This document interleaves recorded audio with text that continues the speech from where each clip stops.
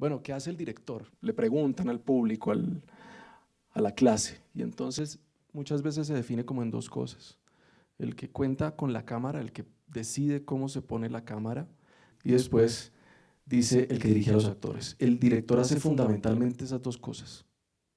¿Vos complementarías con tu experiencia esa definición? Eh, pues digamos que lo pude definir bien en mi último trabajo, en la serie Mil Colmillos, y es quien, para mí, y el trabajo que yo siento que es interesante en dirección, es quien lleva la energía de la historia, y con energía no me refiero a cómo se trata a las personas o si se crea una atmósfera amigable o tensa en el set, sino hacia dónde van las escenas, de qué se trata la escena y cuál es el fondo de la escena, es decir, cuál es la energía de la escena. Y si uno entiende cuál es la energía de la escena, porque nadie más lo hace, entonces por eso hay un director, nadie más entiende cuál es la energía de la escena. Hay, la gente, cada quien está pensando específicamente en lo suyo, pero debe haber una persona que entienda hacia dónde se dirige todo. Y si hay una persona que lo entienda, es el director. Entonces va a poder dirigir a los actores, llevarlos en ese mismo sentido, y va a poder dirigir la cámara, llevarla en ese mismo sentido. Así no sea él específicamente quien decida un encuadre, por ejemplo. Eso lo puede hacer su director de fotografía. Pero el director debe ser quien impulse al director de fotografía a hacer ese encuadre específicamente.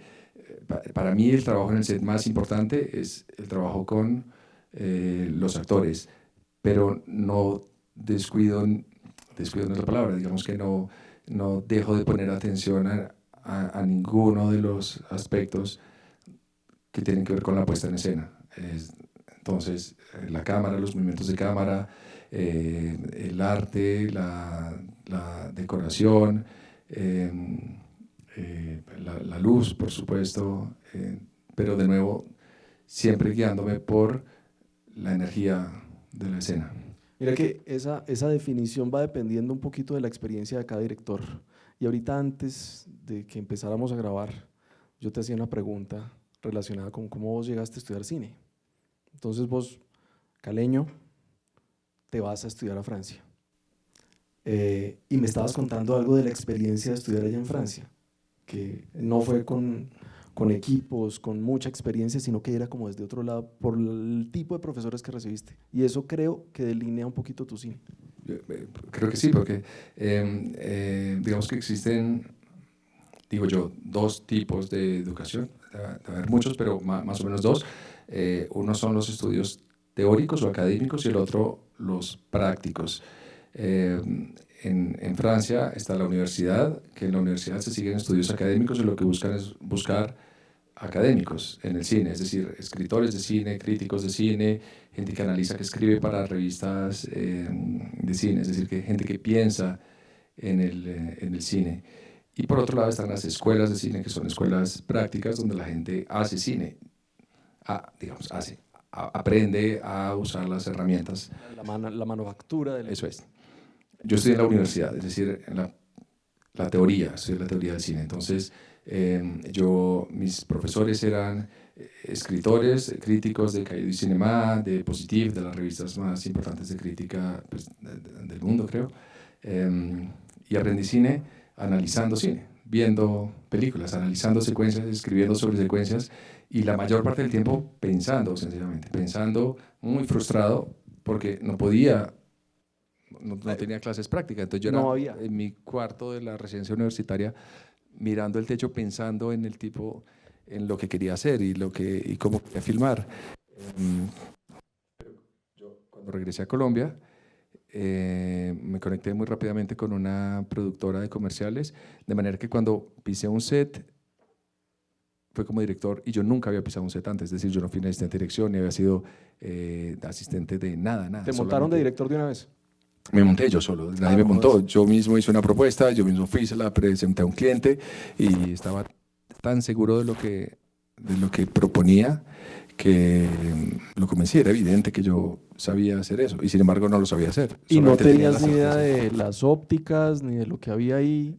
Ni de ¿Cómo óptica, hiciste? ni de cámara, de nada. Yo no sabía absolutamente nada. Solamente sabía de esto que intuitivamente yo no lo podía definir de esa forma en ese momento, pero tenía esa misma intuición que ahora se volvió una certeza sobre la energía y sobre dirigir un equipo y sobre cómo llevar a un equipo. Y finalmente, ¿de qué se trata todo? Que es lo que le digo a los jóvenes y a mis estudiantes, es ¿de qué se trata eso? ¿Para qué lo están filmando? ¿Para qué están haciendo esa película? ¿Para qué están haciendo ese plano? Porque finalmente todo se trata de eso. Finalmente, digo, el Páramo la vieron 330.000 personas en cine, más todas las que la vieron legalmente y las que la vieron pirata. Son muchas personas si uno se para frente a ellas con un micrófono, si uno se para frente a 500.000 personas y tiene que decirles algo, pues tiene que pensar en qué es lo que les va a decir. No es una responsabilidad hablarle a 500.000 personas. Y pienso que eso es hacer una película. Si uno tiene la posibilidad de hablarle a 500.000 personas, o a 10.000, o a 100, pues tiene que tener claro lo que les va a decir, tienen que tener un discurso concreto. De eso estoy hablando con esta fuerza directriz que guía un plano y una escena y una película o una serie. O un De lo actor, o pequeño, lo que cada exactamente, uno de de lo los elementos. pequeño a lo grande, tiene uno que estar diciendo algo, tiene que haber una idea detrás que impulse todo, y el director es la única persona que la debe entender. Esa es su obligación, es su responsabilidad. Creo que es una cuestión de responsabilidad. Y si es de responsabilidad, entonces es de ética. Hay que tener una ética, hay que entender lo que se está contando y tener claras las razones de por qué se está contando. Y si uno entiende por qué se está contando, entonces no hay 10 formas de poner la cámara, hay una forma de poner la cámara. Y si uno entiende lo que se está contando, entonces hay una forma de dirigir a los actores, hay una forma de llegar a eso específico que se está buscando. ¿Cuál es tu relación o cómo es el abordaje tuyo con los actores? Porque hay abordajes diferentes. Hay directores que tienen coach actoral, entregan mucho allá. Hay directores que solamente, mejor dicho, el mando de los actores es de él como tal, y de pronto entonces deja la cámara y la narración hacia otro lado. Pero con los actores, cómo es tu abordaje? Pues empieza en el casting y hago procesos de casting muy largos, por supuesto con una persona de casting de mi entera confianza que hace el casting de la forma en que lo definimos los dos. Él se encarga de ver a todos los actores por primera vez y después los que me interesan, y acá esto es importante porque cuando uno está haciendo casting uno no está viendo quién es buen actor o quién es mal actor. O yo, en todo caso, lo que estoy viendo es con quién me puedo comunicar yo, si siento que hay personas con las que me pueda comunicar. Y una vez veo eso, en algunos de los actores les hago un callback y ya voy yo a trabajar con ellos. Y ahí mi sesión tampoco es ver quién lo hace bien o quién lo hace mal o quién lo hace parecido a lo que yo escribí, sino hasta dónde podemos llegar y cómo creamos nuevas relaciones entre el texto y el actor y ese actor y los otros actores. Es decir, cómo llegamos al personaje, que el personaje es relaciones, es de nuevo la energía, cuáles son las relaciones, cómo se relaciona ese personaje con los otros personajes, cómo se relaciona con el texto, cómo se relaciona con la gente, es decir, qué es lo que proyecta. Entonces trabajamos en casting durante mucho tiempo, hago sesiones muy largas con los actores que ya es de un ensayo, no es un callback donde el actor actúa, hace su escena y dice un texto, sino que ensayo y ensayo y ensayo, y de ahí sale el grupo de actores con los que voy a trabajar. De todos modos, este proceso de casting y de relación con los actores es como cuando uno está en una empresa contratando a alguien, que uno debe tener como esa como certeza y habilidad para decir esta persona me va a servir en un largo tiempo. Pero esa relación se construye una vez ya esa persona está contratada. O sea que el personaje y la relación va creciendo a medida que se va haciendo la película o la serie. Va creciendo, pero como en el casting trabajamos tan fuertemente, ya salimos del casting con ganas de trabajar y ya sabemos que queremos ya sabemos lo que queremos hacer y yo ya tengo una idea mucho más concreta a partir de lo que hice con el actor, de hacia dónde voy con hacia dónde voy con el personaje. Entonces, cuando llegamos al set, trabajo mucho y me tomo mucho tiempo con los actores, ensayando y haciendo tomas. Hago muchas tomas y hago muchas tomas por los actores porque vamos encontrando sutilezas y cada vez entre una toma y otra siempre encontramos algo diferente. Y el proceso es extenuante para los actores, quedan muy cansados después de trabajar conmigo porque les exijo mucho y los empujo mucho y lo que yo hago es muy intenso, pues hasta ahora lo que he hecho en todo caso, yo no tengo ninguna escena que sea un diálogo de gente comiendo, tomando el almuerzo en una mesa. Siempre hay una tensión latente y hay una tensión explícita en muchas de mis escenas. Entonces trabajo mucho con los actores, hago muchas escenas, muchas tomas, lo cual es difícil para la gente que trabaja alrededor, para la asistente de dirección, para todo el resto de gente, los maquilladores, como, hey, ya la tienes, ha hecho 10. Y yo, pues cuando vengas a editar, me puedes decir si la tengo, porque yo soy el único que va a editar, nadie, el maquillador no se va a editar conmigo, ni el vestuarista, ni el gaffer. Entonces yo soy quien sabe qué tomas necesito y lo que me va a servir cuando esté en edición. Y afortunadamente cuando llego a edición, pues tengo todo el material disponible para seguir dirigiendo actores, que es en la edición, es donde se termina de dirigir a los actores. Y muchas veces se construye algo muy diferente de lo que se construyó en el set y de lo que estaba escrito, a partir de las diferentes tomas y de los diferentes matices que se encuentran con ellos en el set. ¿Te vas con una planimetría súper preparada y fija o juegas un poco con lo que sientes ya en set, en el momento, después de los ensayos, en locación? No, nunca llevo, nunca preparo una planimetría. De hecho, cuando hice El Páramo, ni siquiera le di el guión a los actores. Ningún actor tuvo el guión. Ensayamos 2 meses en mi casa con palos de escoba como si fueran armas. Y con unos cubos de hielo echándoselos a la lata, pues, para que sintieran frío. Y yo les decía, yo les leía la escena una vez, pero no permitía que la memorizaran, porque me parece importante que no tuvieran como ese... que no fuera un trabajo sobre el texto, sino sobre la relación entre los personajes. Así que cuando les di el guión fue cuando terminamos de rodar, como de regalo, a cada uno toma el guión. Pero llegamos a algo muy parecido a lo que era el guión, pero yo era el único que lo conocía. En Siete Cabezas sí tuvieron el guión los actores y era importante, pero el trabajo en Siete Cabezas es diferente porque trabaja en lo metafórico y en lo simbólico, entonces es importante la palabra, ese texto era importante, entonces fui muy meticuloso con que los actores dijeran el texto y debían ser muy precisos en el... pero no amarrados a una puesta de cámara. Para nada, porque nunca he llevado planos nunca he llevado una lista de planos, ni storyboards, Bueno, pero nada. entonces, digamos, la relación con el equipo de producción, ¿cómo es ahí? Porque pues el gaffer debe saber, y el director de fotografía, qué se lleva, por lo menos para dónde arrancar. Pues digamos que hacemos un scouting donde hablamos del tipo de planos que vamos a hacer y ya sabemos, siempre trabajo con cámara al hombro, no es que eso me defina, me gustaría hacer algo que no fuera con cámara al hombro, pero hasta ahora siempre lo he hecho. Entonces definimos más o menos el tipo de planos, decimos, ya, aquí vamos a trabajar con estas ópticas, vamos a hacer planos grandes y planos cerrados de esta forma, con el fotógrafo, entonces ya define con su gaffer qué cosas tienen que llevar, y después en el set, pues tenemos las limitaciones de lo que hablamos antes. Entonces, digamos, por un lado tengo mucha libertad para hacer lo que quiera, pero por otro lado tampoco puedo hacer lo que se me ocurre en el set porque no tenemos tiempo o porque pues costaría mucho. ¿Le haces caso al asistente de dirección?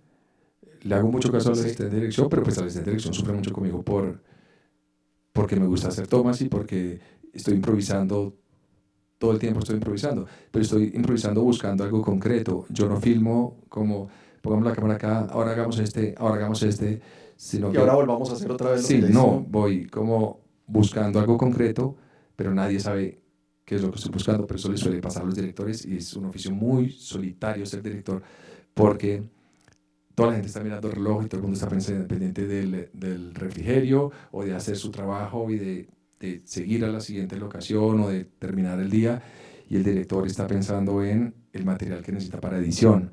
los buenos directores en todo caso.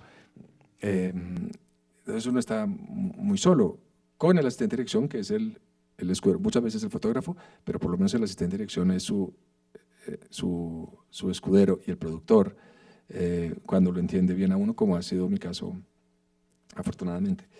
¿A quién le hablas más? O sea, hay unos directores que están más como del lado del director de foto y son así las dos grandes cabezas, o a veces con el asistente de dirección. ¿Cómo son esas relaciones muy, muy cercanas tuyas como director en set? ¿A quién le hablas cuando estás con Pues, líos? depende de los proyectos, porque en El Páramo el director de fotografía era muy amigo mío, había hecho mucha publicidad con él, entonces nos entendíamos muy bien. Entonces él me proponía los planos y yo los corregía, o yo le proponía nuevos, pero estábamos de acuerdo siempre. En Siete Cabezas yo no había trabajado con un fotógrafo, pero le tenía un gran respeto, y también estábamos muy de acuerdo. Entonces, en un proceso creativo juntos, nos sentábamos y hablábamos, yo ensayaba con los actores, hablaba con él, y yo pues, pasaba de un lado al otro. El proceso de Mil Colmillos fue diferente porque era muy grande, era un set muy grandote. Entonces el fotógrafo se ocupaba de las luces, que era un trabajo enorme, eh, poner la luz, y yo me ocupaba de la cámara junto a los dos camarógrafos. Entonces yo estaba, primero ensayaba con los actores y enseguida me iba a hablar con los de cámara sobre cómo lo íbamos a filmar, y empezábamos a armar la secuencia. Decíamos, estos son los planos que necesitamos este plano grande, necesitamos este plano cerrado, necesitamos el plano de las manos, y necesitamos finalmente que la cámara se acerque rápidamente a uno de ellos. Ok, estamos de acuerdo, eso es lo que necesitamos. Ahora, ¿cómo filmamos eso? Uno de los de cámara, que tenía mucha experiencia, me ayudaba a darle un orden a eso. Decía, listo, entonces empecemos con el gaffer. Empecemos de ese lado, ya tenemos la luz para ese lado, entonces arrancamos así, arrancamos por el grande y nos vamos moviendo, ta, ta, ta. Y en ese proceso, cuando decía que improvisaba, me refería a esto, iba entendiendo que me hacían falta planos para contar la historia. A medida que le íbamos armando, decía, bueno, necesitamos un pick-up de la mano, necesitamos un pick-up del arma, necesitamos un pick-up del disparo, necesitamos un pick-up del gesto, necesitamos un movimiento frenético que no tenemos. Entonces ahí lo íbamos armando. Y es cuando echas a rodar el plano, la toma de ese plano, ¿estás viendo a los actores o estás viendo ahí el video assist? ¿En dónde estás concentrado? Depende del tipo de escena. Generalmente corro mucho en el set. Estoy todo el tiempo corriendo entre los actores y los monitores. Sí, corro todo el tiempo. En Siete Cabezas dirigía a los actores en vivo mientras estaban actuando. Es algo que yo nunca había hecho, pero mucho ahí fue silencio natural hacerlo. en los planos, entonces tenía la oportunidad de hablarles al mismo tiempo. Claro, el silencio, o sea, para hacer el sonido, el pobre de sonido pues me tenía que a mí borrar de todas las escenas, porque yo estaba hablando en todas las escenas, yo todo el tiempo estaba hablándole al actor, susurrándole, guiándolo, metiéndolo en la atmósfera, y por otro lado dándole indicaciones, como te decía, el trabajo y era muy preciso, el trabajo del gesto, el trabajo de la palabra, del gesto, de la palabra, que tiene que ver con el texto. Todo el tiempo estaba hablando yo, como un loro, ahí tan. El Páramo, no, el Páramo trabajamos sobre improvisaciones, empezamos a improvisar. Una vez estábamos listos, filmábamos. Y ya, yo ya estaba filmando, cortábamos, iba yo, los dirigía, volvía, pero no los interrumpía, digamos. Ayer estábamos en una charla en la Cinemateca con Felipe Cano. Y Felipe Cano, el director de Colmenares, digamos como de lo último que ha hecho, él es director exclusivamente. O sea, le entregan un guión, dirige y dirige el proyecto. Vos sos un director, lo que se puede decir un director autor, que arranca desde su idea, escribe la historia, y ahorita estabas diciendo que estás en la edición. De hecho, el Páramo creo que lo editaste en la casa. Vas desde el principio hasta el final. Desde el principio hasta el final. Para vos, eso, digamos, define mucho mejor a un director en tu experiencia, o te atreverías a hacer proyectos exclusivamente que vienen de otra historia y los diriges y después los entregas, que a veces se entregan incluso a edición y se van allá y termina editando, finalmente es el productor. Pero Pues, vos, ¿cómo ves esa función del director? Pues para mí, digamos que he podido escribir y dirigir, he podido, y eso ha sido una fortuna, hacer solo lo que escribo. Eso me limita mucho, pero la mayoría de los proyectos que hay en televisión no me interesan y el cine en Colombia es casi totalmente cine independiente, en el sentido de que es el trabajo de un director y un productor. No hay empresas que busquen directores y que tengan guiones para darles, excepto las comedias, estas grandes que sí están escritas y buscan directores. El resto es el trabajo de un director que tiene su guión y se une a un productor y buscan la financiación. En su mayoría, hay unas cuantas películas que no, por ejemplo la de Felipe, que le llegó un guión a él y él lo dirigió. Entonces, para mí es muy importante escribir.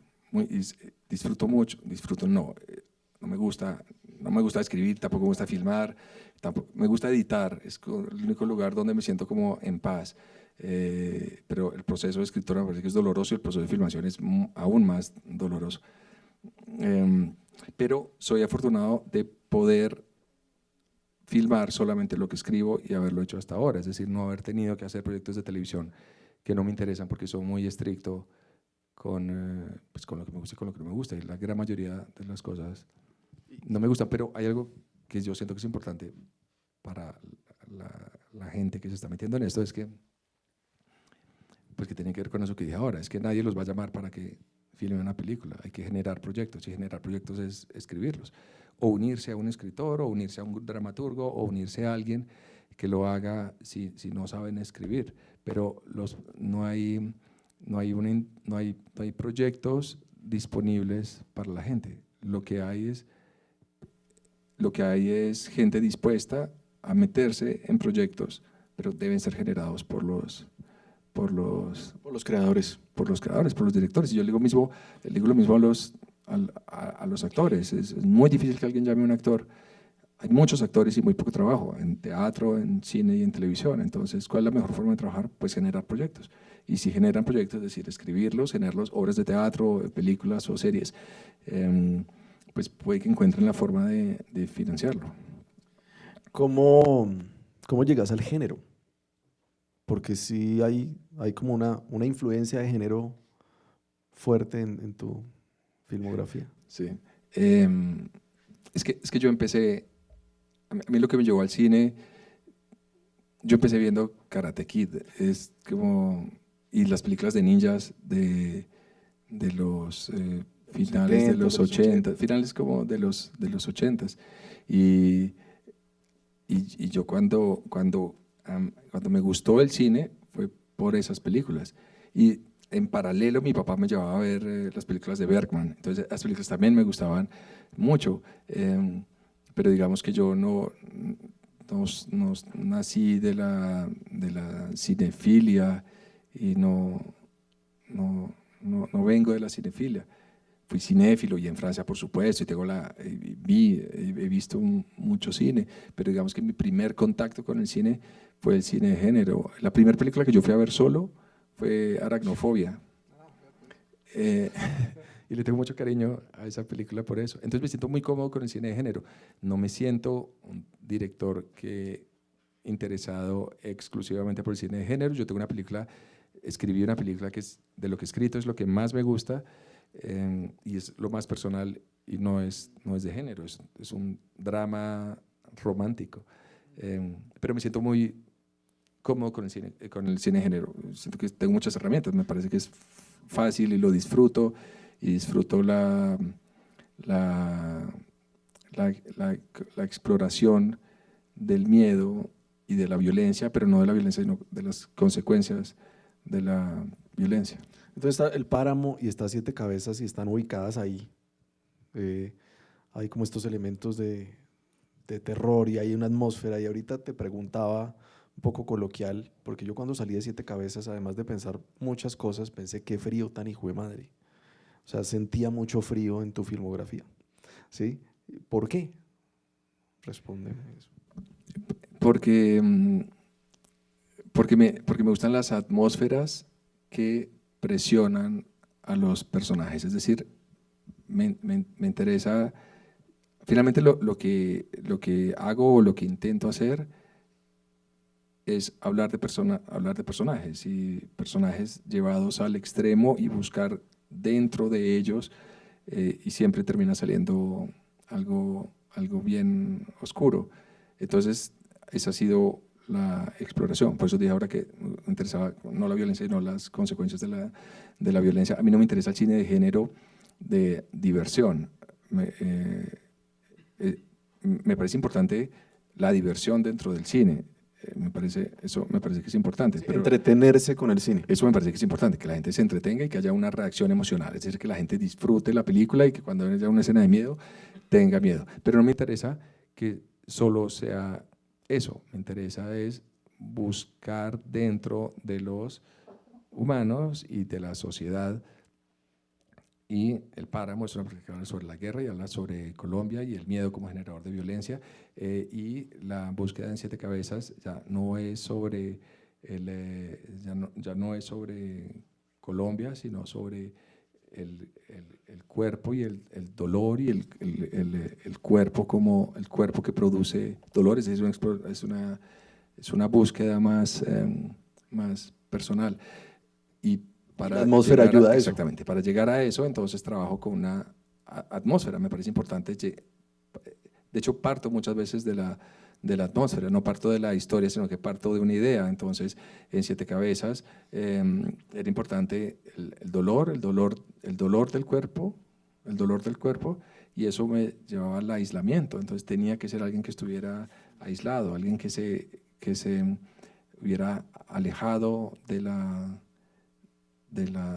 sociedad, que no se pudiera comunicar con la gente, y por eso terminamos en la montaña. Y en el páramo era porque quería que los soldados estuvieran enfrentados a ellos mismos y que existiera la posibilidad de un enemigo, pero que ese enemigo no fuera visible, y para eso servía la niebla, es decir, que ese enemigo predeterminado por la sociedad, es decir, la guerrilla, como los malos son la guerrilla, es tan fácil que es decir, tan fácil que ha sido siempre decir eso, que ellos partieran de esa base. Hay un enemigo concreto y fácil de determinar que está de ese lado, pero que no se vieran, para que finalmente se confrontaran a ellos mismos y vieran que el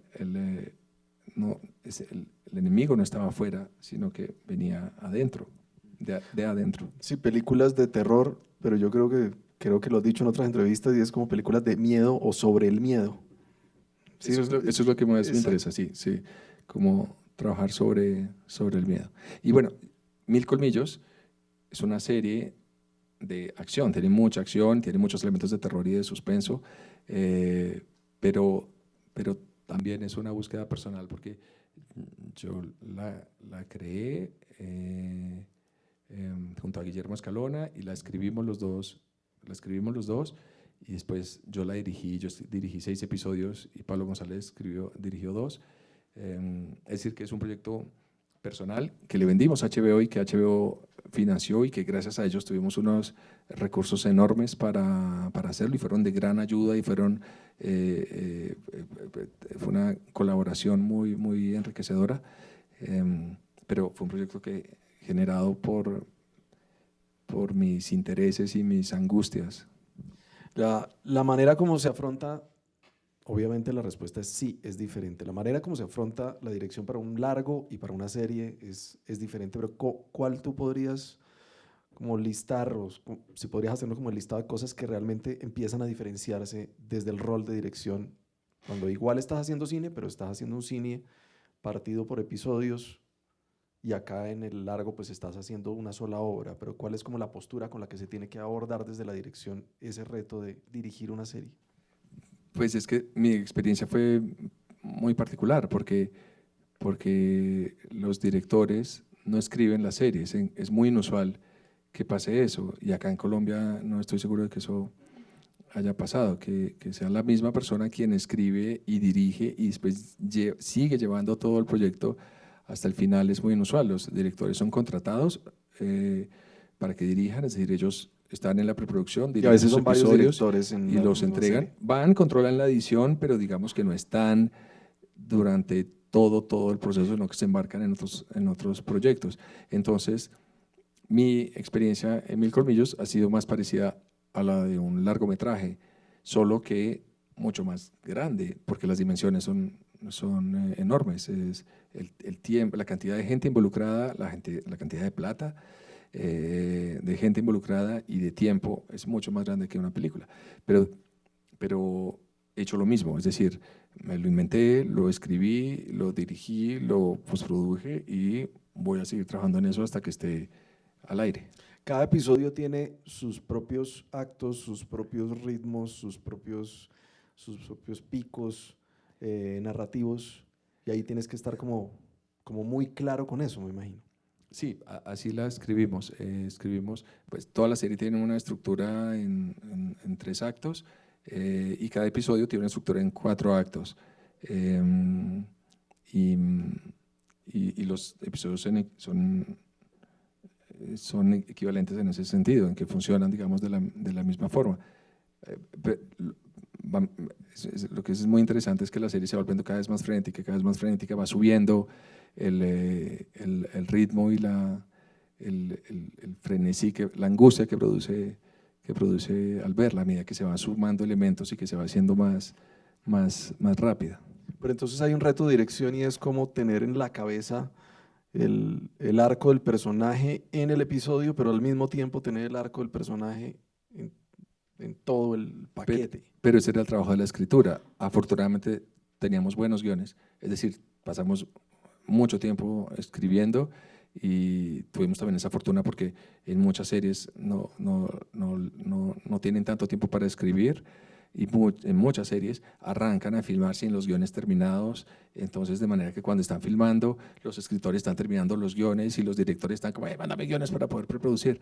Nosotros escribimos todo, una vez que todo estuvo aprobado empezamos preproducción. Entonces cuando estaba dirigiendo ya estaban los arcos de los personajes y los puntos de giro ya estaban muy bien escritos y establecidos. Así que lo que tenemos que hacer en set era que los actores vivieran esa experiencia, porque finalmente se trataba de eso, y eso es algo muy interesante que pasó, que me ha pasado en todas mis películas, es que el equipo y los actores dicen al final que son las experiencias más duras que han vivido, pero también las más enriquecedoras a nivel personal y profesional, porque entramos en unas dinámicas muy profundas y violentas y exigentes y desconocidas para todos. Todos arrancan o arrancamos como vamos a hacer una película y terminamos muy expuestos a nuestros temores, ya lo dije ahora, al temor, a nuestra angustia, pero también a las rudezas de los rodajes, de esas cosas que escribo yo que después me arrepiento siempre de haber escrito eso. ¿Por qué lo hice en una cueva? ¿Por qué en el frío? ¿Por qué en medio de una tormenta?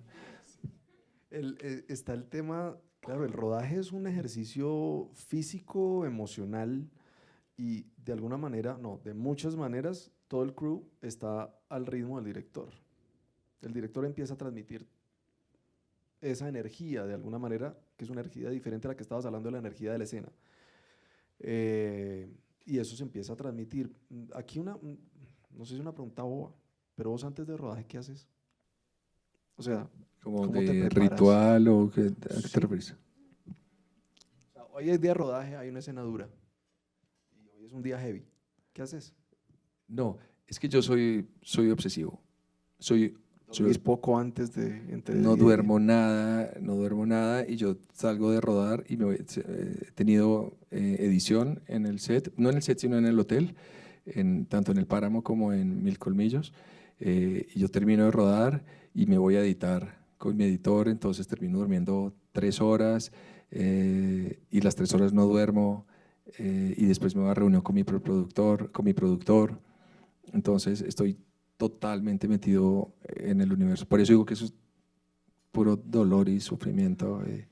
no hay goce. ¿No has podido hacer terapia para mejorar esa vaina o no? ¿Consideras que ese es tu estilo? Eso es como lo vivís. No, pero no lo digo como algo karmático de este es mi estilo y así Sino debe que ser. estás Me con tal gustaría que no energía. fuera, me gustaría que no fuera, me gustaría no sufrir tanto el proceso, pero como soy tan obsesivo, eso me hace ser muy, eh, necesitar tener control, pero no hago como micromanagement, no es que quiera ver cómo cada quien hace su trabajo y que yo quiera hacer el trabajo por todas las personas. Dejo que todo el mundo trabaje y les pido a ellos que lo hagan y los respeto mucho y me enriquece mucho la colaboración, pero estoy siempre trabajando, a eso es a lo que me refiero.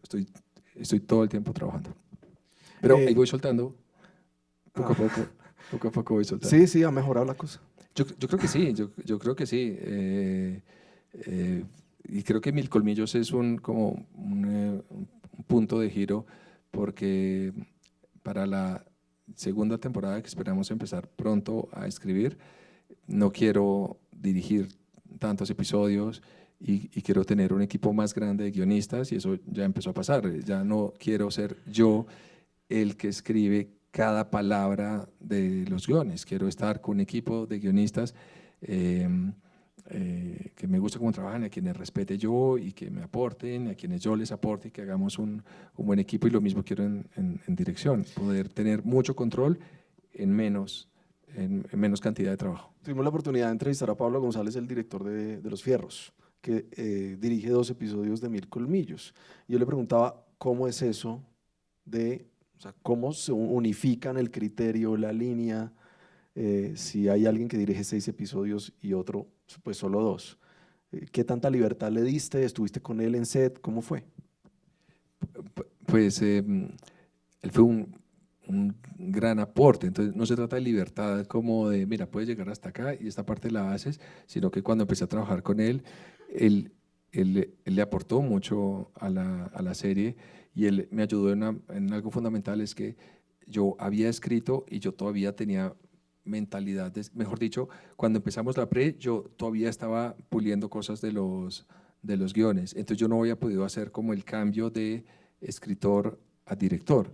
Y él llegó sencillamente como director, él llegó a ver las cosas desde afuera, a ver cómo se filmaba eso, y yo todavía estaba como metido dentro de la historia, dentro de las tripas de la historia. Entonces me sirvió mucho trabajar con él y él me ayudó a salir, él me echó como la mano y Y bueno, de los 8, ¿cuáles él dirige? Él dirigió el 4 y el 5, pero ahora el 5 se invirtió por el 6, entonces él dirigió en lo que va a salir al aire el 4 y el 6. Bueno, pero digamos que, bueno, y rodaban episodio por episodio. Rodamos episodio por episodio, sí. O sea que te sirvió como para salir un segundo y volver a entrar, para el cierre, digamos, como del rodaje. Pero rodamos en paralelo, realmente solamente yo estuve como 10 días en que en que él rodó con mi unidad. Yo tenía la unidad 1, él tuvo la unidad 2, pero él tuvo la 1 durante, creo que 2 semanas. Entonces, en esas 2 semanas no estuve yo rodando, pero estuve haciendo preproducción de lo que venía, que era el episodio más complicado y un episodio de acción con una batalla gigantesca de dimensiones épicas, entonces que había que preparar con mucho detalle, que era como el gran reto de la serie.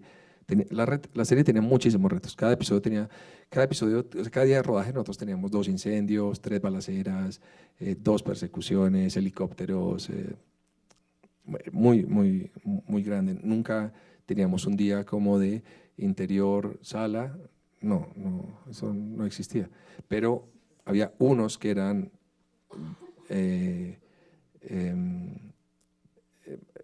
particularmente difíciles, como esos del episodio 6, que ahora es el 5, de acción, a nivel de acción. Entonces pude preparar esos episodios. Decías que El Páramo tuvo ¿cuántos espectadores? 330.000 en cines en Colombia. Ahí no se cuenta lo que hizo por fuera en el mundo, que fueron muchos, porque nomás en Rusia se vendió tienen como 800 pantallas, algo así. Acá tuvimos como 35. Entonces, la cantidad de acción en el mundo es bastante grande. ¿Y 7 cabezas? 10.000. Bueno, ¿cómo manejas eso tú? Porque me imagino que uno hace cine también para saber que, que esos números reflejan alguna cosa. Y es parte de la discusión que se está dando ahora, que es, hay 40 y pico de producciones al año, pero muy poca gente yendo a ver cine. Em, pues,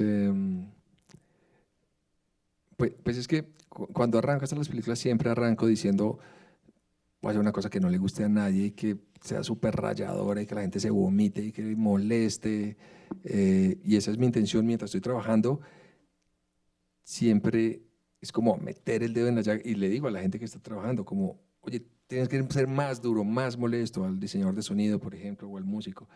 Como, tiene que llegar a ser insoportable la experiencia, porque es una experiencia sobre la violencia, y la violencia no es entretenimiento. Pero después, cuando lo veo y veo el impacto que tiene en la gente, es como, me digo como, de pronto lo hice demasiado, de pronto fui demasiado lejos en eso.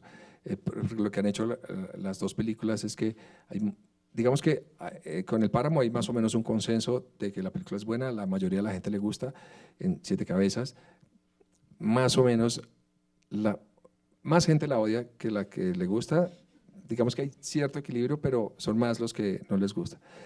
Pero los que no les gusta, no les gusta visceralmente, la odian y me odian a mí y me dicen, no debiste haber hecho esa película, mal, mal, ¿por qué hiciste esa mierda? Bravos conmigo. Pero hay otros que salen que me lo agradecen y me escriben y me dicen gracias, por haber hecho esta película que me transformó. Entonces eso me genera satisfacción, frustración los que me insultan y satisfacción los que me agradecen.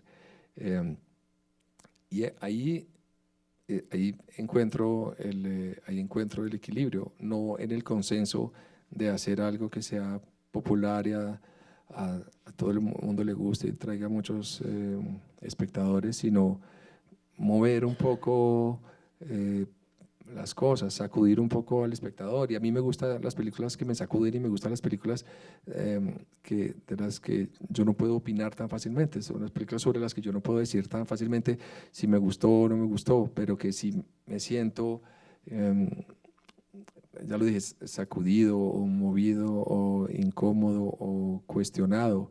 Que sea como una experiencia sensorial también. Eso es lo que, sí, esa es una de las cosas que más me gusta en las películas. Pero digamos que en Mil Colmillos sí tenía claro que lo que estaba buscando era dirigirme a un público amplio y que ese público amplio debía ser muy amplio. Es decir, Mil Colmillos no está destinado a 10.000 personas, debe ser visto por no sé por cuántas personas, pero por personas, por una audiencia muy grande en muchos países del mundo. Entonces, ahí sí estaba buscando crear emoción y que fuera una experiencia chévere para la gente, que la gente viera eso y era como, wow, nunca he visto esto en Latinoamérica. Y todo el tiempo mi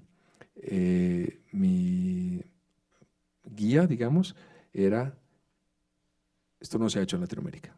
No se ha hecho secuencias de acción en Latinoamérica, no se han hecho así, no se han hecho persecuciones, no se han hecho balaceras, no, esto no se ha hecho. Todo el tiempo era, esto es lo que debemos hacer, a dónde debemos llegar, para que le gustara a la gente. No sabemos nada de Mil Colmillos, 2020, HBO, primera producción netamente de HBO en Colombia. ¿Sí? Netamente y no netamente, no han hecho nada en Colombia de ficción, hicieron un documental, pero ficción nunca habían hecho en Colombia. Es lo primero. Vamos a pasar a una sección de preguntas rápidas. ¿Listo? Sí. Listo. Una óptica. Uy, voy cambiando con el tiempo, digamos que 40 milímetros, pero siempre había sido 40 milímetros. En esta última, gracias a Pablo, descubrí el 24 milímetros y ahora me encanta el 24 milímetros. No lo habría experimentado si no fuera por Pablo. Vale. Un rol digamos, como del mundo cinematográfico que te hubiera gustado hacer, aparte de dirección, guión y montaje, porque a un niño le gusta de todo, pero de esos tres, ¿qué otro? Del mundo del cine, Sí. la contesto por otro lado. más que el cine me gusta el teatro y más que el teatro me gusta la danza. Entonces, si yo, si yo no fuera yo, es decir, si me lo hubiera pensado mejor a la hora de irme a estudiar, habría estudiado danza y sería coreógrafo. Qué bien. Y probablemente trabajarías en algo. Bueno, pero y entonces del cine, digamos un trabajo que admires tuyo, como, uy, qué chévere ese director de arte. No, es que no me gusta No. ninguno. Ah, Eh, pues me parece que la gente, es que es muy difícil, no muy difícil, me parece que es muy mamón, como los rodajes y la carga de todos los rodajes. Entonces, eh, y muchos como no tienen control, lo que me parece un poco frustrante de los otros trabajos es que no tienen control sobre la totalidad. Entonces, un actor se prepara mucho para hacer algo y finalmente lo dirigen mal, entonces su trabajo no queda bien. O un director de arte se trabaja mucho para hacer algo y al final se ve feo porque el director de foto no hizo una buena luz. o le cerraron el plano. Sí, o el director de foto hace algo muy chévere y los actores no están bien dirigidos. Entonces me parece que es frustrante no controlarlo todo y al final no verlo todo y decir, pues todo esto es mío, acá está toda mi energía y yo más o menos esto es lo que quisiera hacer yo. Así que solamente me siento cómodo en la dirección y en la escritura. Ok. Un guilty pleasure, una película que te encante, pero que no. Pues las de ninjas. Ah, muy bien. Listo. Sí, Sí. sí, eso es como, sigo viendo esas, sigo viendo, ¿Alguna comedia eh, romántica, alguna cosa que digan? no, No. comedia romántica no, pero sí veo películas, veo el tiburón de dos cabezas, las que dan en Space Channel o Sci-Fi Channel, como que las pongo y las dejo. Y te Y quedas un rato. me quedo un rato ahí como haciendo otras cosas, pero dejo el tiburón de dos cabezas, después fue tres cabezas, cuatro, ahora van cinco cabezas y me da curiosidad y la dejo. Bueno, una ñoña. ¿Una película ñoña?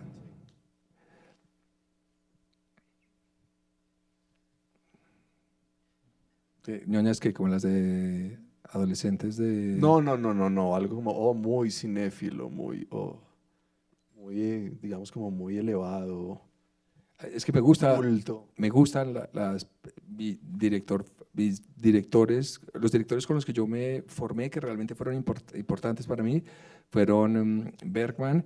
Atom Egoyan fue un director muy, muy importante para mí. Sigue siendo un director muy importante para mí.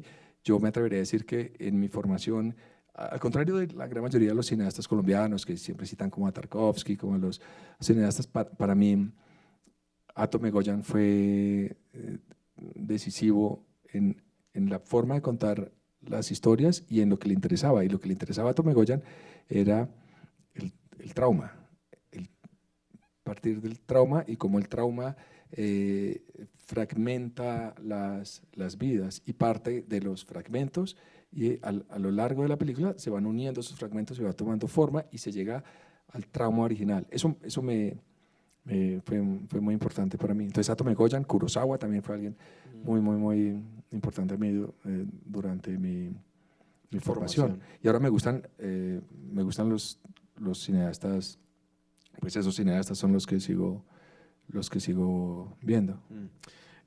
Hay un ejercicio que hacemos en el podcast hacia el final de casi todos los episodios. También me pasa que hay gente que lo detesta y hay gente que le encanta. Pero pues es que yo sé que me entiendes. Hay un apocalipsis zombie bogotano, estás acá en tu casa, pero es un apocalipsis zombie como con predilección a los cinéfilos. Entonces, pues ya vienen y tienes que coger algo rápido para largarte para la loma. Pero puedes coger 5 películas colombianas. Uf. Yo, valen huevo Cinco, los que amigos. son muchas. Ah, bueno, bien, igual listo. Entonces, nada, rápido. No, voy Porque a viene decir así como, dale, que digas a mí, que vale la pena llevarse. eh, no en orden de preferencia, pero Gente de Bien de Franco Loli me parece que es una película, me gusta mucho esa película, Violencia de Jorge Forero, también me gusta mucho, me parece que es una película muy interesante. Me llevaría alguna de Víctor Gaviria, seguramente, no estoy seguro cuál, pero me llevaría alguna de él. Em, em, eh, Voy a llegar a 5 porque si hay películas que me parecen interesantes. Sí, hay películas que me parecen interesantes. Estoy pensando bien. Tómate tu tiempo. Iba a decir una, pero se me fue. Se me fue lo que iba a decir. Esto que hizo Alejandro Landes con Bonos me parece que es muy interesante, la experiencia estética. Que eso el cine colombiano, siento yo que menosprecia el, el poder del cine, y el poder del cine es, en gran parte creo que es ese, la experiencia estética. Digamos que la quinta sea una tuya. A mí es que me parecen un raye, yo no las disfruto, yo no las vuelvo a ver nunca, pero Siete Cabezas me Te parece la llevarías. Siete Cabezas me parece que es una película interesante y compleja y que vale la pena verla con cuidado y prestarle atención para entender hacia dónde va, o por lo menos para relacionarse uno de una manera personal con ella, que creo que la película invita a eso, como a una relación más íntima con el espectador, no a esa relación fácil y en primer grado. Vos has sido profe, has podido dictar seminarios de cine, pero volviendo al escenario apocalíptico tienes una sola clase. Y en esa clase tiene que ser lo suficientemente significativa para esos estudiantes. ¿Cuál crees que es el conocimiento que les debe quedar? Que tú, Jaime Osorio, deberías darle. Van a venir otros a dar clases y ellos van a dar ese conocimiento significativo, pero como una clave o lo que vos considerás que en ese par de horas de clase debería quedárseles para que ellos salgan. Pues, ya lo dije y arranqué con eso, es el por qué. Yo creo que por qué es la pregunta fundamental. Y no importa si uno, el resto no importa, el resto son tonterías. Es tontería si queda lindo, si no queda lindo, y si el sonido, bueno, no son tonterías, es decir, todo debería estar bien hecho, y estamos pasando por un momento en Colombia donde no deberíamos echar hacia atrás, y es muy frustrante ver que cada vez que alguno de nosotros, sí, alguno de nosotros hace un esfuerzo como por poner la barra de nuevo alta y por poner unos parámetros, digamos, aceptables internacionalmente, llega otro y va, echa para abajo todo lo que habíamos construido, y nos mantenemos como en esa, en ese sub y baja donde todavía no tenemos una cinematografía como técnicamente constante y aceptable. Entonces, sí es importante la técnica, pero lo que yo le diría, lo que le digo a la gente es el por qué. ¿Por qué están haciendo eso? ¿Por qué están haciendo ese plano? ¿Por qué están contando esa historia? ¿Por qué están escribiendo eso? Porque el glamour de filmar a mí no me parece interesante. No me parece que sea chévere, como quiero hacer cine, quiero estar en un set y quiero filmar. Creo que hay cosas que son mucho más valiosas en el mundo actual que estar en un set filmando. Entonces, solamente tiene sentido si hay una razón para hacerlo, y también lo dije antes, eso tiene que ver con la ética de cada cual y de lo que se está filmando. Es tener una razón honesta para hacerlo, y si uno encuentra esa razón honesta, si la tiene clara, las otras respuestas se van dando. Vale, entramos entonces al espacio de preguntas. Tenemos a Jaime aquí, dispuesto a responderlas. Das tu nombre, ahí está el mic. Buenas noches. Mi pregunta es sobre el proceso creativo con la hoja en blanco, ¿sí? Cuando usted está haciendo el guión, ¿cómo abarca ese proceso creativo? Se divide como en dos preguntas: ¿cómo abarca el proceso creativo y cómo desecha esas ideas cliché y eso primero que se le empieza a venir a la mente y que ya muchas personas han hecho? quizás está en el colectivo de todos, y cómo llega a capturar esa esencia que usted quiere transmitir. Gracias. Pues está muy bien esa pregunta, porque eso es lo más difícil, pasar de hoja en blanco, pero a medida que uno va teniendo experiencia va encontrando como formas de hacerlo. Pero yo creo que ahora encuentro una forma que me conviene, es no intentar escribir la historia, porque para escribir la historia se tarda mucho uno en tener la historia. Entonces lo que empiezo es escribir ideas de cosas que me interesan y después voy buscando conexiones. Ideas de cosas que me interesan es, por ejemplo, una atmósfera, un personaje, una acción, una anécdota, y voy escribiendo en desorden, sin un orden particular. Ideas, ideas, ideas, y voy buscando conexiones entre esas ideas, y ahí voy encontrando cuáles son las ideas dominantes, qué es lo que es importante, cuáles son los personajes dominantes.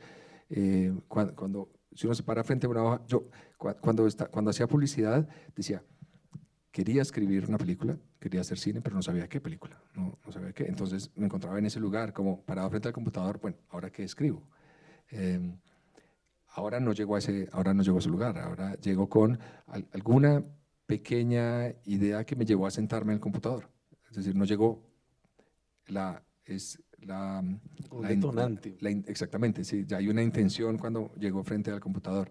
La intención no es hacer una película, sino explorar esta ideita que traje. Entonces, como te digo, creo que funciona bien escribir en desorden y buscar vasos comunicantes entre las ideas, y poco a poco ir encontrando un párrafo o una sinopsis o un logline, alguna frasecita que defina todo, y a partir de eso ir creando la historia dentro de algo que a mí me funciona y que me parece muy importante, es un universo particular. Es decir, yo no escribo sobre universos que no me parezcan interesantes, digamos, visualmente. Les doy un ejemplo concreto. Esta película que tengo escrita, la que dije que era personal, que no hemos podido financiar, uno de los personajes era un policía, pero no me parece interesante el universo de los policías. Visualmente, yo me imaginaba como esos policías que uno ve ahí comiendo empanadas. No, realmente no quiero filmar eso, no quiero que ese sea, no veía una forma de que eso fuera interesante. Y me seguía preguntando cómo hacer para que sea interesante el policía, dónde puedo filmar al policía, cómo podría estar. Tampoco voy a hacer algo que hacen y que no me parece peor que filmar al policía comiendo empanadas, es hacer como si fuera un policía gringo y ponerle una patrulla blanco y negro y vestirlo de policía gringo. Eso me parece triste. La imitación me parece triste. Pero encontré entonces algo que sí me parece interesante, es un policía antimotines. Eso me parecía interesante, me parecía poderoso, y de repente, al pensar en un policía antimotines, se abrió una línea súper fuerte en esa historia, que tenía que ver con nosotros, que tenía que ver con Bogotá, que tenía que ver con la sociedad en la que vivimos. Así que la atmósfera, el universo es muy importante. ¿En qué universo me muevo? ¿En qué universo me muevo? La montaña, la niebla, la oscuridad, la noche, el frío, el calor, policías antimotines. ¿Y la otra cuál fue? Pues con el ejercicio consciente de desechar lo que sea cliché. No, es sencillamente siendo muy consciente, muy estricto de esto. Ya lo he visto, esto no voy a volver a hacer eso. Es sencillamente siendo consciente. Esto no funciona, esto ya pasó. Hola. La pregunta mía es la siguiente. Cuando tú empiezas a escribir el guión, claro, se te llega a la mente 100.000 ideas, terminas el guión, llega el momento del rodaje, ¿sí? O de la grabación, llega el momento. Dijiste algo que no hacías storyboard. Escuché que lo dijiste, ¿no? Pero entonces, partiendo de que no hay storyboard, o más allá del storyboard, que lo puedes echar uno sin ningún problema, la pregunta es la siguiente. Ya cuando arrancas el rodaje, ¿consigues lo que quieres o consigues lo que te gusta para estar satisfecho? ¿Me explico? Yo intenté hacer en Mil Colmillos la serie, hice storyboards de muchas escenas, pero al final no usé ninguno porque no teníamos tiempo de usarlo. No es práctico en una serie de esas llegar con para mí no es práctico, hay directores para quienes puede que lo sea, pero para mí no es práctico llegar con una idea tan clara de lo que tengo que filmar. Pero entonces, sobre lo que decís, no tengo una idea concreta de lo que tengo que filmar. Hay directores que son así, hay directores que uno ve un storyboard y ve el plano de la película y es exactamente igual, así se lo imaginaron. Yo no me lo imaginé antes de esa forma. Yo sabía, entendía la energía de la historia que estaba contando y de la escena que iba a contar, la entendía bien y trabajaba con los actores, y en el camino lo que hacíamos era encontrar la mejor forma de filmar eso, de transmitir eso, pero mi proceso es mucho más intuitivo y reactivo que el de otros directores. Yo voy reaccionando frente a lo que me encuentro en el set y a lo que va pasando con los actores, y me va surgiendo ideas y soy muy rápido para improvisar y para crear ideas y para crear planos a partir de lo que está pasando. Nunca llego con idea, solamente veo y no me gusta, y no soy tampoco tan bueno, más que teniendo una idea general. Cuando voy a ver la locación, cuando estoy haciendo scouting, me quedo solamente con la idea general de, ok, listo, entiendo esto, pero no la desarrollo demasiado, porque ahí no están todos los elementos, no están todas las herramientas. Yo siento que las herramientas están cuando ya está uno en el set, cuando ya está en el set, cuando ya están vestidos los actores, cuando ya está la luz puesta, cuando ya está todos los elementos de arte. Una vez están todos los elementos, digo, ahí empiezo a crear a crear la escena, y a buscar y a desechar ideas y a encontrar unas nuevas.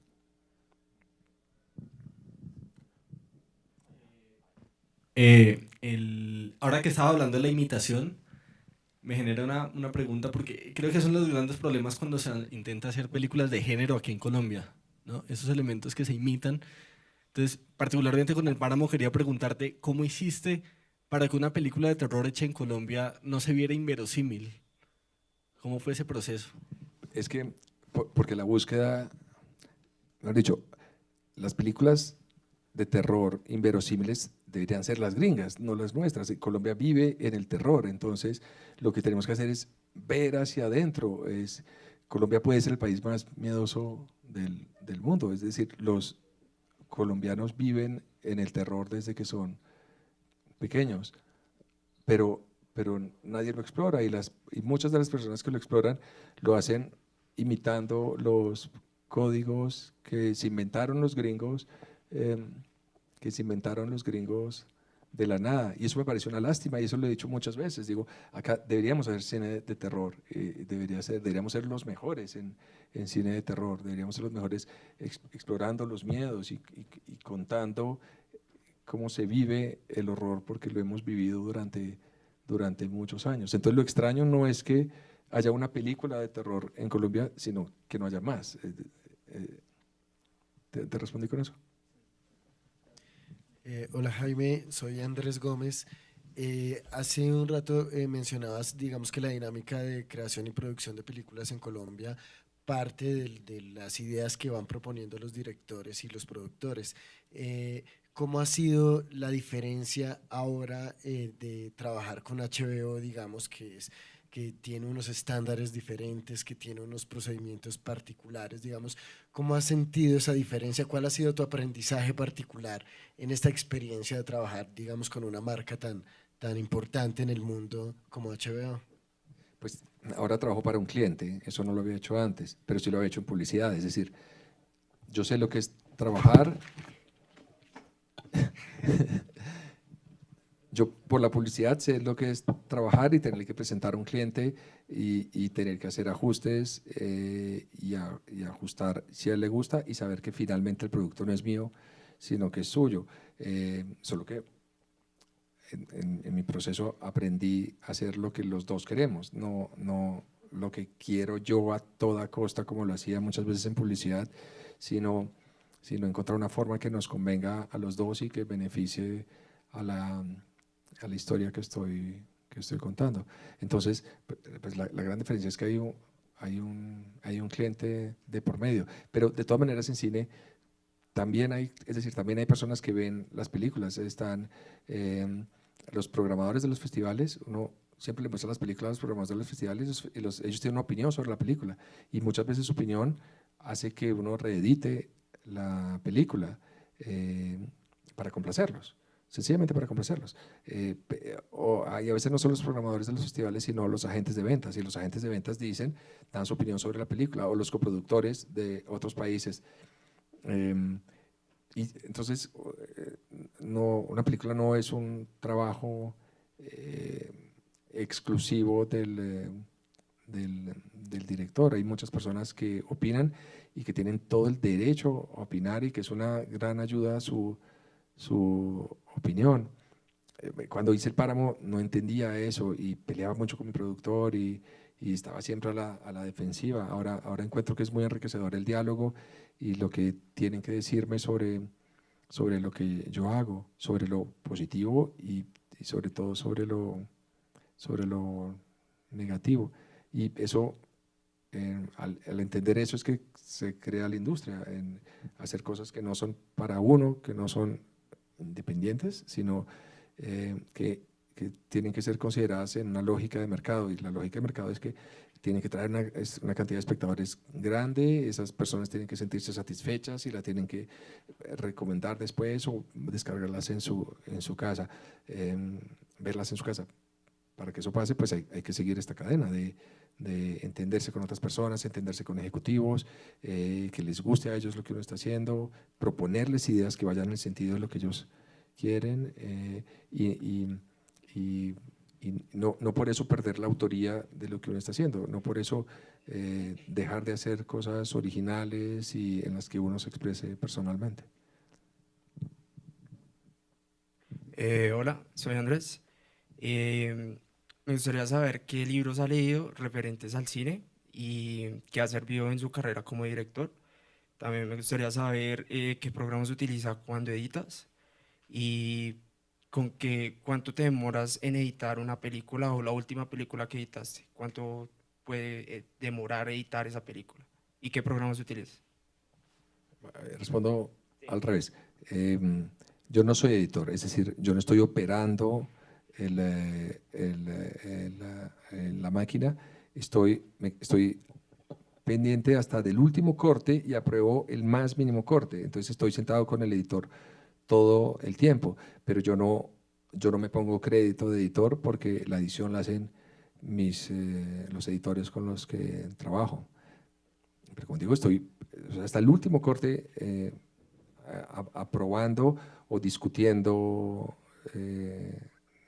discutiéndolo, estoy presente en todo el proceso trabajando en la edición. Y depende del editor, se trabaja en diferentes plataformas de edición.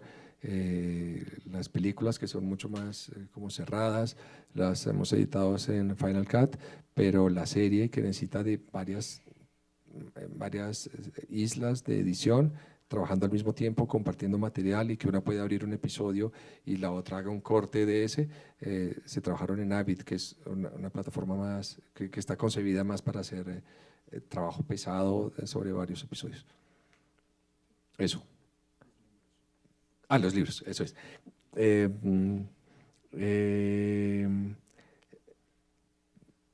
Pues para escribir, que es lo que más me sirvió. Cuando yo escribí El Páramo, lo escribí con otro guionista, pero empecé solo. Yo escribí 6 versiones del guión solo, yo nunca había escrito guiones. Entonces no sabía cómo funcionaban los mecanismos del relato. Y fue muy difícil escribirlo porque me chocaba eso lo dije ayer, me chocaba contra muchas paredes y no sabía encontrar las salidas. Y las fui encontrando intuitivamente, pero después de encontrar esas salidas, me di cuenta que ya había gente que había escrito sobre eso y que esos las cosas con las que yo estaba chocando, todo el mundo chocaba. Y de eso se trataba la dramaturgia. Aprender a sortear esas dificultades y que ya se había escrito mucho al respecto. Entonces leí pues lo que todo el mundo lee, a McKee, Story de McKee, me sirvió muchísimo y vi completamente reflejados todos los problemas que yo había tenido y vi cómo me dio herramientas que yo ya había encontrado intuitivamente, pero las exponía de una forma muy clara. Así que pues leí Story, leía el viaje del escritor, leí uno de un francés que se llama Yves Lavondier, que se llama La dramaturgia. Todos finalmente dicen lo mismo, todos dicen lo mismo con palabras diferentes, pero la dramaturgia sí me gusta mucho, la forma en que está expuesto. Yves Lavondier. Ahora sobre dirección, pues ya no lo recuerdo, pues que la universidad fue hace mucho tiempo, pero recuerdo, yo cito el montaje, ¿cómo se dice? El montaje prohibido de Bazin, André, no sé cómo se dice en español, André Bazin, ¿cierto? El montaje prohibido se dice. Ese lo cito constantemente en mi trabajo. Eso tiene que ver con lo que respondí al principio sobre las bases teóricas que tengo yo por mi formación. Parto de como una concepción teórica del cine. Entonces lo hago citando a algunos autores, algunos libros como ese. ¿Me preguntaste algo más o está? ¿Qué estudiaste cuando estabas en la universidad? Estudié algo que se llama Artes del Espectáculo, mención Estudios Cinematográficos. En Francia. Artes del Espectáculo, es decir, teatro, ópera, todo, pero con énfasis en los estudios cinematográficos. Mi nombre es River y mi pregunta es sobre el ritmo. Ahí cito unas frases que me encantan, que las he visto durante el transcurso de la actuación, es que el significado de nuestro discurso, hablando del guión, como el de cualquier composición sinfónica, radica no en las unidades, no en lo extenso, sino en las pausas y el ritmo. Y García Márquez decía que él atrapaba al lector a través del ritmo. ¿Cómo encuentras el ritmo? ¿Qué te lleva a sentir o qué herramienta te lleva a descubrir ese ritmo para que lo plasmes en escena cuando diriges?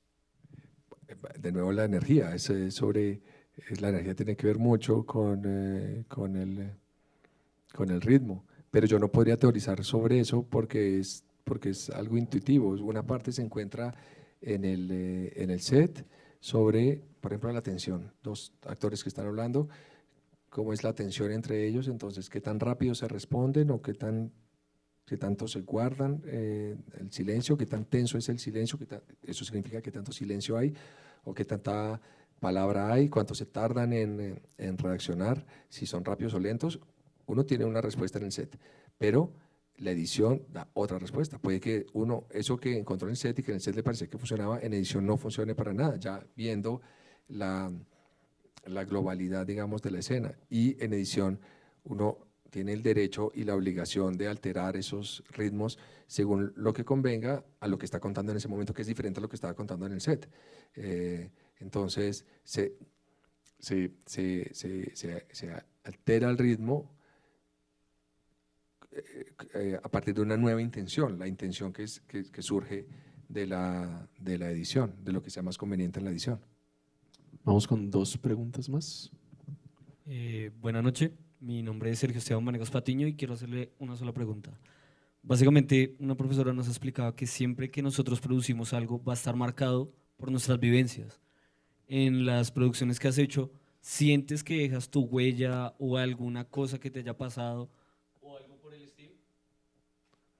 Es que creo que no es tan directo como que a mí se me murió mi mamá, entonces hago una película sobre la muerte de mi mamá, pero definitivamente sí son películas que hablan sobre mí y sobre mi miedo y mi angustia y mi forma de pensar sobre la vida. Entonces, en ese sentido son experiencias, no experiencias personales, pero sí una reflexión sobre lo personal. Y sí creo que todos los trabajos artísticos, para que lo sean, y esa es la diferencia creo que con lo artesanal, creo que es una, se me acaba de ocurrir, pero creo que funciona como diferencia, digamos, entre la artesanía y el arte, es que el arte parte de esa vivencia personal, no de la vivencia, como digo, del hecho anecdótico, sino del pensamiento y la reflexión sobre el hecho anecdótico. Jaime, aquí, buenas noches. Quería preguntarte, por lo que te he escuchado, has trabajado también mucho en publicidad. ¿Cómo se hace salto entre cine y publicidad y cómo haces para no quedarte en la publicidad? Pues por lo que entendemos es un poco un negocio, una caja más que se mueve más, que de pronto también te da mucho brillo, pero ¿cómo haces para quedarte ahí sin que a la vuelta de la esquina te puedas ya decir, no, quiero hacer una película, pero todo el mundo te diga, no, es que ya lo tuyo es la publicidad, por ejemplo? Entonces, ¿cómo haces ese salto? Pues mientras trabajaba en publicidad quería hacer una película, hice la película, hice El Páramo, la escribí, fue muy difícil de financiar, nos tardamos 3 años para financiarla, mientras la pudimos financiar seguía trabajando en publicidad, pero y después empecé enseguida a escribir otra película, y mientras me fui dedicando al cine me dejaron de llamar en publicidad, entonces tampoco es que yo haya tomado la decisión de dedicarme exclusivamente a la publicidad, sino que ya no me llaman, ya nadie quiere trabajar conmigo en publicidad. A mí me gustaría trabajar en publicidad, a mí me parece chévere filmar y es rico a veces estar en un set. Los proyectos que hay ahora no me interesan, entonces tampoco hago fuerza, tampoco volví a intentar cómo hacerlo, como visitar agencias, todo lo que se necesita para hacer publicidad, que es como las relaciones sociales, ir a agencias, hablar con creativos. Así que trabajo con un par de clientes solamente, que les gusta la forma en que yo trabajo y que me gusta la forma en que ellos trabajan y que somos amigos. Y ya, pero digamos que yo entré en la publicidad porque me gustaba filmar y porque quería trabajar en cine. Yo no me considero un director de comerciales, y mientras era director de comerciales tampoco me consideraba un director de comerciales, me consideraba un cinematografista que no había hecho una película, pero ahora me siento completamente cómodo con escribir historias y filmarlas, mucho más que con la publicidad. Bueno, chicos y chicas, con esto terminamos el episodio de Gente que hace cine. Espero que lo escuchen, que lo revisen. Somos súper convencidos, estamos súper convencidos que una de las mejores maneras de aprender es charlando y conversando, y por eso en este podcast aprendemos de cine con la voz de sus realizadores. Gracias a Congo Films Studio, Congo Films School, afortunadamente se puede editar. Y bueno, gracias al equipo, gracias a los cámaras, un aplauso para ellos, por favor. Aquí a Jorge en sonido, muchas gracias a ustedes por haber venido. Alejandra, pues por toda la gestión, a la dirección de Mónica, y pues por supuesto a vos. ¿Cómo te sentiste? Muy bien. ¿Qué tal estuvo la charla? Me gusta mucho hablar y enseñar y hablar con jóvenes entusiastas y hablar sobre cine, sobre mi trabajo, así que gracias por la invitación. Y un aplauso para Jaime, por favor, y para ustedes por estar aquí.